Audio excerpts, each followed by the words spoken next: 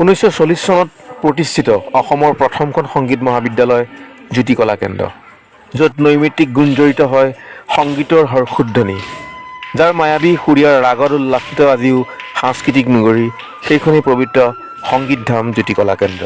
জ্যোতি কলা কেন্দ্ৰৰ মুখ্য সঞ্চালকৰ দায়িত্বত আছে তেখেত। জ্যোতি কলা কেন্দ্ৰৰ আৰু আজি এই পৰিৱেশ অকণমান কওক না, কেনেকুৱা কিমান ধৰণৰ প্ৰশিক্ষণ দিয়া হয়, কোনকেইটা বিষয়ৰ ওপৰত দিয়া হয়? জ্যোতি কলাই আজি 85 বছৰ ধৰি পেলাই ইয়াত সংগীত শিক্ষা প্ৰদান কৰি আছে। পূৰ্বতে ইয়াত নৃত্য আৰু সংগীতৰ লগতে চিত্ৰকলাটো আছিলে। বৰ্তমান আজি প্ৰায় 25-30 বছৰ ধৰি পেলাই ইয়াত ভোকেল অৰ্থাৎ ক্লাছিকেল কণ্ঠসংগীত আৰু তবলা, ভাৰতনাট্যম, কথক, সত্ৰীয়া নৃত্য, তবলা, ভায়লিন, গীটাৰ, চিত্ৰকলাকে ধৰি বিভিন্ন আধুনিক নৃত্যৰ পৰা গোটেইখিনি ইয়াত সন্নিৱিষ্ট কৰা হৈছে। ইয়াত বৰ্তমান প্ৰায় 500ৰো অধিক ছাত্ৰ ছাত্ৰীয়ে সংগীত শিক্ষা লাভ কৰি আছে। 500ৰো অধিক ইয়াত মূলতঃ সংগীত, চিত্ৰ, লোকবাদ্য, দেৱবাদ্য আৰু নৃত্যৰ প্ৰশিক্ষণ দিয়া হয় জ্যোতি কলা কেন্দ্ৰত।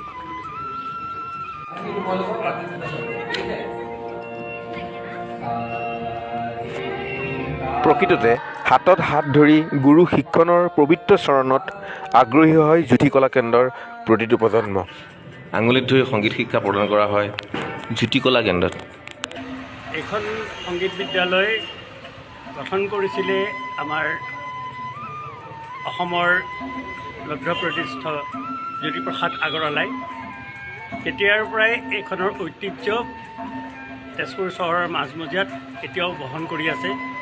আগৰ পুৰণা গৃহবিলাক সলনি কৰি নতুন RCC বিল্ডিং বনাই নতুনকৈ পৰিকল্পনা যিখিনি কৰা হৈছে, আমাৰ যিখিনি আমি সপোন দেখিছিলোঁ সেই সপোনবিলাক লাহে লাহে বাস্তৱত পৰিণত হৈ আহিছে। আমি আশা ৰাখিছোঁ ইয়াতকৈ আমি আৰু উন্নতি কৰিব পাৰিম ভৱিষ্যতে।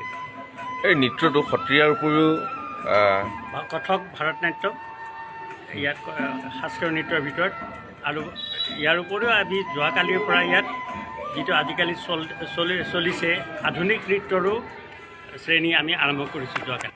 উষা অনিৰুদ্ধৰ মায়াবী অগ্নিগড়ৰ পাৰতে স্থিত বৰ্তমানৰ জ্যোতি কলা কেন্দ্ৰ। তেজপুৰ মিউজিক স্কুল বুলি আত্মপ্ৰকাশ কৰা এই সংগীতানুষ্ঠানখনৰ স্ৰষ্টা আৰু দ্ৰষ্টাই বিশ্বশিল্পী জ্যোতিপ্ৰসাদ আগৰৱালা। 1940 চনৰ 1 নৱেম্বৰত কবি নলিনী বালা দেৱীৰ পৌৰোহিত্যত তেজপুৰ বাণ ৰংগমঞ্চত সংগীত বিদ্যালয়খনৰ শুভাৰম্ভ হয়। প্ৰতিটো দিনাই ইয়াত গুঞ্জৰিত হয় সংগীতৰ লয়লাস আৰু ৰূপ কোঁৱৰৰ সমাহিত স্মৃতিত জ্যোতিৰ পৰশ।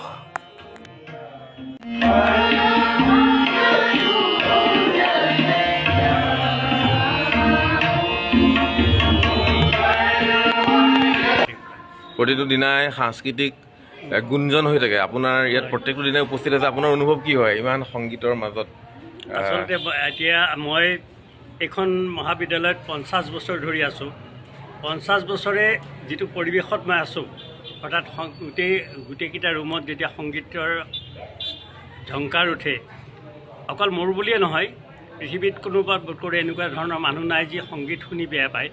আৰু সেইকাৰণে ইয়াত ছাত্ৰ ছাত্ৰীসকলে যেতিয়া সংগীত কৰে, ইয়াত অভিভাৱিকাসকল বহি থাকে, তেওঁলোকেও এই সংগীতৰ লগত জড়িত হৈ পৰে।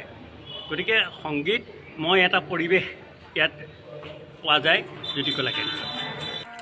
স্মৰ্তব্য 1936 চনৰ তেজপুৰত অনুষ্ঠিত অসম সাহিত্য সভাৰ বাৰ্ষিক অধিৱেশনৰ ৰাহিধন 220 টকা।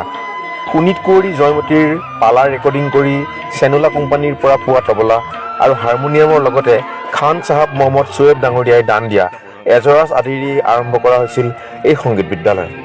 উত্তৰ পূৰ্বাঞ্চলৰ দ্বিতীয়খন শান্তিনিকেতন খ্যাত এইখন ৰূপ কোঁৱৰৰ যুগজয়ী সৃষ্টি সপোনৰ সংগীত গৃহ জ্যোতি কলা কেন্দ্ৰ। আমি যেতিয়া সংস্কৃতি বিচাৰি যাওঁ, শান্তিনিকেতনলৈও যাওঁ কেতিয়াবা, সংগীতৰ তপোবন, সেই পৰিৱেশ আৰু জ্যোতি কলা কেন্দ্ৰৰ পৰিৱেশ। শান্তিনিকেতন এখন আশ্ৰমৰ নিচিনা।